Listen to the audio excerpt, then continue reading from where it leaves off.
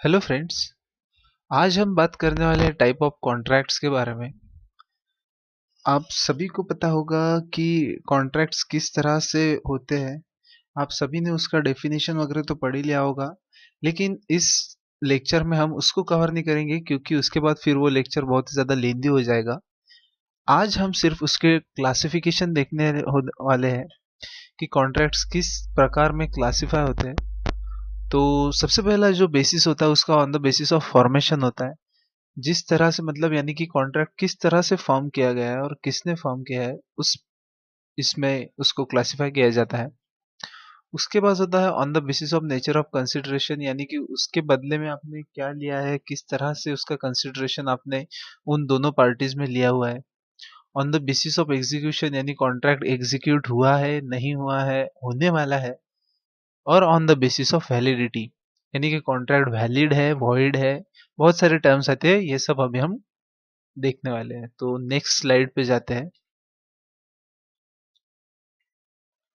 तो देखिए, सबसे ऊपर टॉपिक है अभी types of contract on the basis of formation. यानी कि अभी हम देखने वाले हैं सबसे पहले फॉर्मेशन के बेसिस पे किस तरह से कॉन्ट्रैक्ट को क्लासिफाई किया जाता है। तो सबसे पहला आता है एक्सप्रेस कॉन्ट्रैक्ट। इसका पहले हम पढ़ लेते हैं description.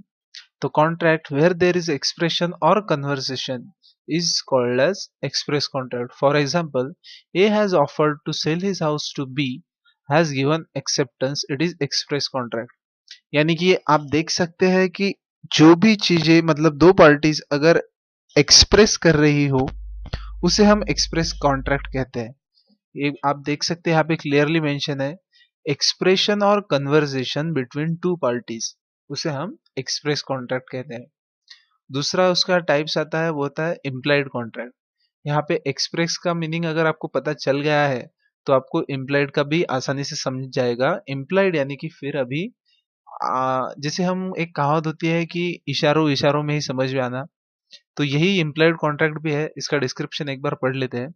The contract where there is no expression are called as implied contract. इसका एग्जाम्पल है, sitting in a bus can be taken as example to implied contract between passenger and owner of the bus. यानी कि आप समझ सकते हैं कि जो भी चीजें हम अपने आप हो जाती है, यानी कि अगर हम बस में बैठे हैं तो अपन कहीं ना कहीं जाने के लिए ही बैठे होंगे, ऐसा ही टाइम पास करने के लिए नहीं बैठे होंगे।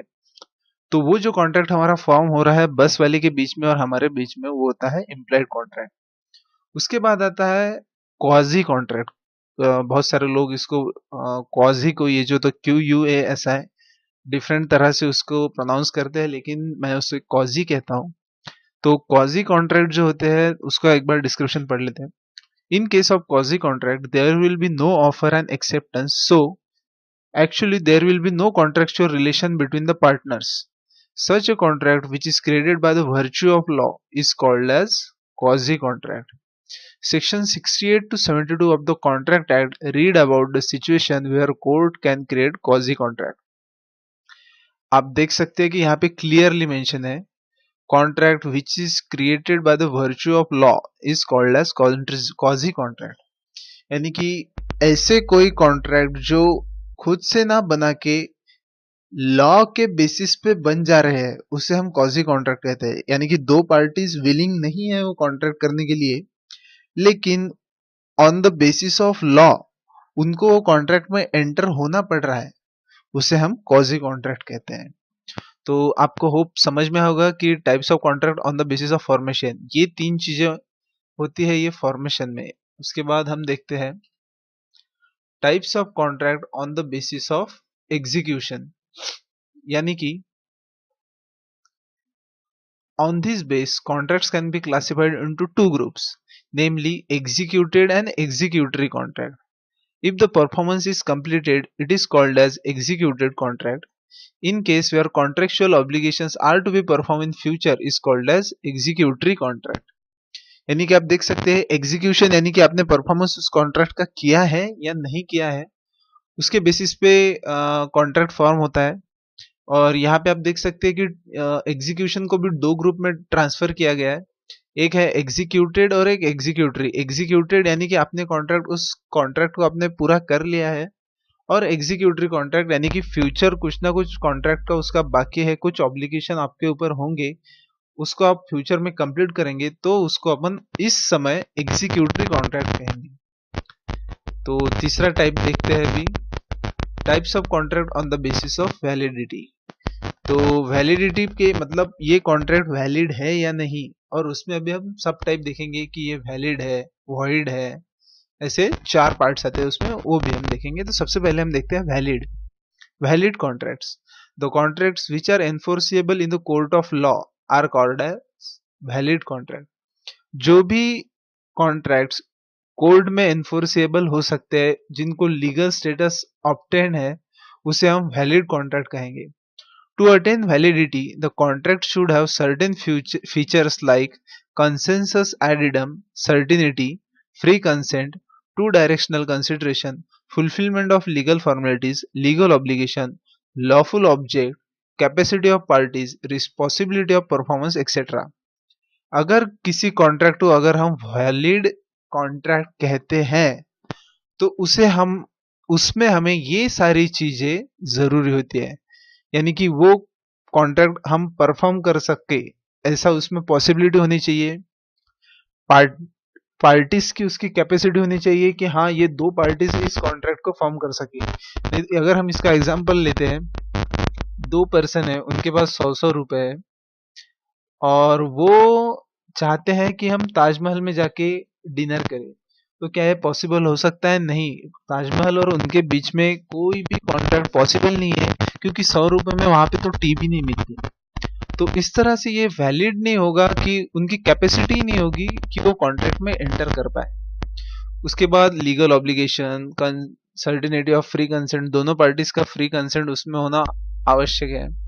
तो ये सारी चीजें वैलिड कॉन्ट्रैक्ट में आती है। उसके बाद हम देखेंगे void contract.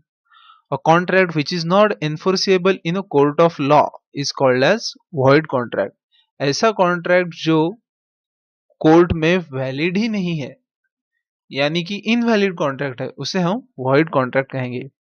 If a contract is deficient in any one or more of the above features except free consent and legal formalities, it is void contract. यहाँ पे आप देख सकते हैं कि above features यानी कि ये जो फीचर्स दिए हुए, इसमें से कोई एक भी अगर अब्सेंट होगा तो वो वॉइड कॉन्ट्रैक्ट कहलाएगा। तो चलते हैं, हमारे अभी ये वैलिड हो गया, ये वॉइड हो गया। उसके बाद है voidable. A contract which is deficient in only free consent is called as voidable contract. यानी कि वॉइडेबल कॉन्ट्रैक्ट जिसमें फ्री कंसेंट नहीं है, वो वॉइडेबल कॉन्ट्रैक्ट होता है। 2 पार्टीज है, 2 पार्टीज कॉन्ट्रैक्ट में एंटर करना चाहती है, लेकिन उसमें से एक पार्टी का उसमें कंसेंट फ्रीली नहीं है, उनको दबाव में आके या फिर किसी और चीज में आके वो कॉन्ट्रैक्ट करना पड़ रहा है, तो उस कॉन्ट्रैक्ट को हम वॉइडेबल कॉन्ट्रैक्ट कह सकते हैं। जो भी पार्टी वो दबाव में आके कॉन्ट्रैक्ट कर रही है, वो फ्यूचर में जाके उसको वॉइड कर सकती है। ये देखिए, at the option of suffering a party of voidable contract में बिकम आइदर वॉइड और वॉइड, वैलिड और वॉइड इन फ्यूचर। यानी कि वो फिर आगे चल के उस कॉन्ट्रैक्ट का क्या हो, ये हम अभी नहीं बता सकते हैं। उसके बाद illegal contract. If the contract has unlawful object, it is called illegal contract. इसका एग्जांपल बहुत ही आसान है। चलो भाई, 2 फ्रेंड है, वो बोलेंगे कि तू मुझे पैसे दे, मैं तुझे कुछ भी, यानी कि नारकोटिक्स डिपार्टमेंट जो वर्ड होता है, जैसे कि ड्रग्स वगैरह, कि हाँ ड्रग्स ला के देता हूँ, या फिर तुझे इंडिया में गन परमिसिबल नहीं है तो मैं तुझे गन ला के देता हूँ। तो ये सारी चीजें इलीगल कॉन्ट्रैक्ट में आएगी। ये लॉफुल ऑब्जेक्ट होगा ही नहीं उसका, वो अनलॉफुल ऑब्जेक्ट होगा, तो उसे हम इलीगल कॉन्ट्रैक्ट कहेंगे। उसके बाद देखते हैं हम unenforceable contract. A contract which is not properly fulfilled legal formalities is called as unenforceable contract. That means unenforceable contract suffers from some technical defects like insufficient stamp. After rectification of that technical defect, it becomes enforceable or valid contract.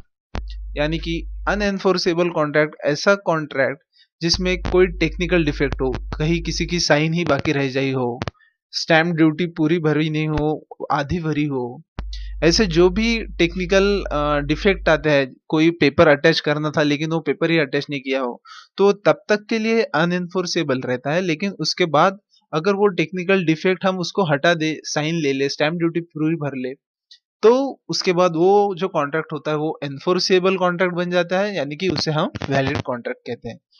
तो दोस्तों बस यही था इस type में contract के, जो कि आप देख सकते हैं 4 चीजों पे उसको डिवाइड किया जाता है: फॉर्मेशन, कंसिडरेशन, एग्जीक्यूशन और वैलिडिटी।